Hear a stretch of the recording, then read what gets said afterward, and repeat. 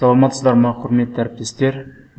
PowerPoint бағдарламасымен жаңа дизайн курсымыздың келесі сабағына қош келдік.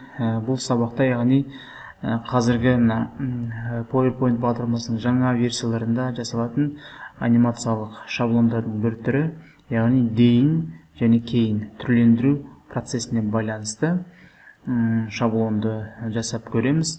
Бұл шаблон, яғни негізгі мағынасы, сіз бұрын ең бастапқыда, мысалы, балалармен жұмыс бастағанда немесе бір жұмысты бастағанда жұмысыңыз бастапқыда қалай болды және өз түрленгеннен кейін нәтижесінде қалай болды деген процесс. Яғни бұл конкурстарға өте тиімді шаблонның бірі, және де сабақта да мысалы қолдансаңыздар болады. Яғни біз бір жұмысты бастасақ, соның нәтижесін көреміз керек қой. Соның көрінісін көрсетуге жақсы шаблонның бір түрі. Енді слайд-шоумен көрсетіп өтейін, жалпы қалай болады. Мысалы, ең басында міне тақырып шығады, түрлендіру процесі. Одан кейін ортада төрт бұрыштың ішінде, яғни шестеренкалар дейді орысша, солар тұрады.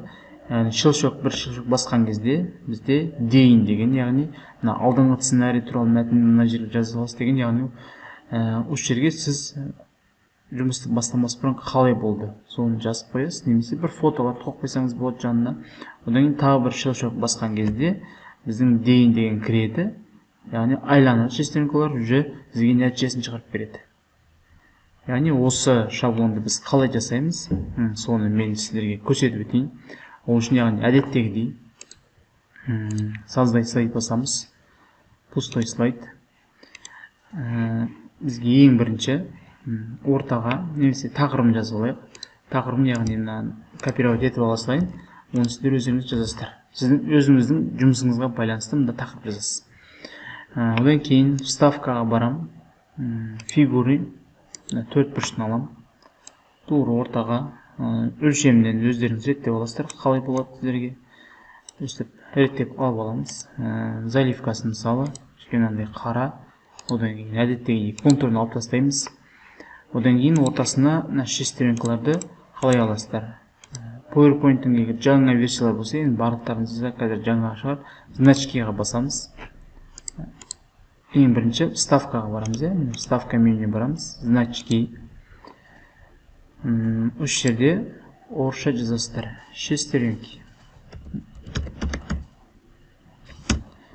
деп жазсаңыздар, міне шығады. Ең біріншісін таңдайсыздар. Белгілеп алу керек. Одан кейін вставить. Қойып алдық. Үлкейтіп аламыз. Өлшемін өздеріңіз реттеп аласыздар. Одан кейін бұны біз разгруппировать ету керек. Ол үшін объектін белгілеп аламыз. Белгілеу деген міне осылай белгілеу. Оң жағын басамыз, группировать, содан кейін разгруппировать. Бұл, яғни объект болғандықтан бірінші да деп аламыз. Одан қайтадан оң жағын басамыз, объектін белгілейміз, оң жағын басамыз, группировать, енді разгруппировать. Енді екіге бөлінді. Екіге бөлінген соң, екеуін бірге ерекшелеп аламыз да, бірінші түсін аққа ауыстырып аламыз. Одан кейін бұған анимация береміз. Екеуін белгілейміз қайтадан. Белгілеу, яғни бірінші объект белгілеймізді, екіншісін белгілеу үшін shift басамыз. Сонда екіншісі белгіленеді қатар. Анимацияға барамыз. Анимация бізге бұл айлану керек. Вращение. Вращение қоямыз. Одан кейін параметр эффектін екеуі екі оборотпен белгілі айлану керек, тез айлану керек. Осылай жасап алдық. Келесі екінші процесс бізде мына жерде ABS процесс дегенді қайтадан копировать етіп алайын. Астындағы бұл жерге де өздеріңіздің тақырыптарыңызды жазасыздар. Келесі енді бізге мәтін керек болады. Бұны мен копировать етіп алайын. Жарайды, бірінші шеңбер жасап алайын. Вставкаға барам, фигуры, шеңбер алам. Shift басып тұрамын да, керек өлшеммен шеңбер жасап аласыздар. Заливкасы бұның қызыл. Контурын алып тастаймын. Кішкене тең қоссақ болады. Мына жағынан тең қосайын. Одан кейін бұның ішіне жазу керек. Текст дейін. главный үлкейтеміз. Әдемі бір шрифт таңдасаңыздар болады. Жазудың үлгісін кішкене суреттеп аласыздар. Одан кейін бұны копировать етеміз. Екінші жағына керек болады.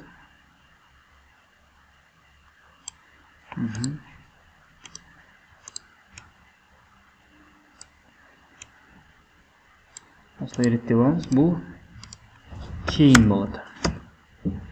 Оның түсі кейін жақсы нәтиже деген немен жасылға ауыстырып аламыз. Бұның кейін басқа жаққа бұрсақ болады.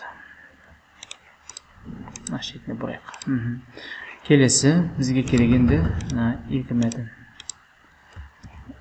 копировать етіп аламын. Бұны сіздер енді жаңағы мәтін жазуды білесіздер. Вставкаға барамыз. Надписқа басып мәтін жазсаңыздар болады. Келесі екінші мәтінді копировать етіп аламын. Бұны қойып қойдым. Жалпы біздің шаблонымызға осындай объектілер керек болады. Енді келесі жұмысымыз бізде анимацияны реттеу. Бізде бірінші мына жаңағы объект шығу керек. Шеңбер шығу керек. Ол үшін анимация басамыз. Бұл жерде пайда болу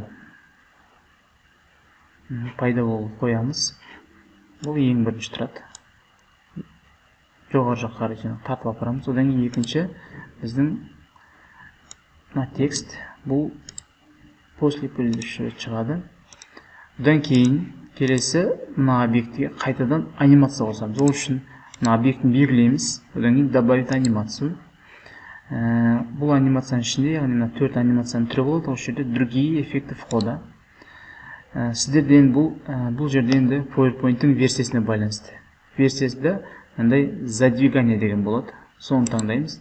Бұл яғни ішке қарай кіріп кету. Окейді басамыз. Одан кейін бұл қазір төмен қарай түсіп тұр. Параметр эффектіге барамызда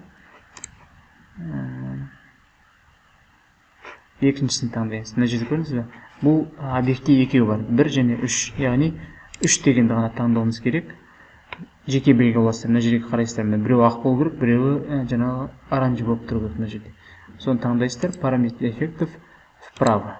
Яғни мынаның ішіне кіріп кету керек. Біздің 4 бұрыштың ішіне кіріп кету керек. Кіріп кетті. Енді бұны апарамыз тексттен кейін.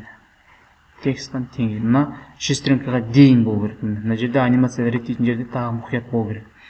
Келесі бұл мынаның ішіне кіріп кетеді. Бізде айланады. Одан кейін бізде шығу керек мынау. Келесі таңдаймыз. Бұл жерде анимацияны ашамыз. Мына жерде жасыл таңдаймыз енді. Другие эффекты входа. Осы жерде енді бұның екінші түрі сбор. Қайтадан шығады. Окейді басамыз. Бұл енді астан шығып тұр ғой. Бізге снизу деп тұр. Енді бізге слева. 4 бұрыштың ішінен шығу керек. Ішінен шығады. Бұны біз жасаймыз. Яғни алдында мынау после предыдущего. Енді мына жерде қарайық. Вместе с предыдущим после предыдущего. Болды, міне анимацияны реттеп алдық. Енді слайд-шоумен бір тексеріп көрейік. Қазір жасаған жұмысымызды. Жалпы міне түрлендіру процесі. Мына жерде өздеріңіз тақырыптарыңыз болады. Басамыз, пайда болады. Бізге керекті мәтін шығады. Қайтадан бір рет басамыз. Әлеуетті. Бұл жерде, мына жерде ұмытып кеттік. Мына объект бізде после предыдущего деген болу керек. Қайтадан тексереміз. Басамыз, шығады, мәтін шығады. Әлеуетті міне нәтижесімен шығады өстіп. Қайтадан бір тексерейік міне. Өте әдемі шаблон шықты. Мағынасы бар. Яғни осы сабақты жасап, яғни мен сіздерге жіберемін. Жұмыстарыңызбен бөліссеңіздер, осымен біздің PowerPoint бағдарламасының жаңа дизайн курсымыздың келесі сабағы аяқталды. Назарларыңызға рахмет. Сау болыңыздар.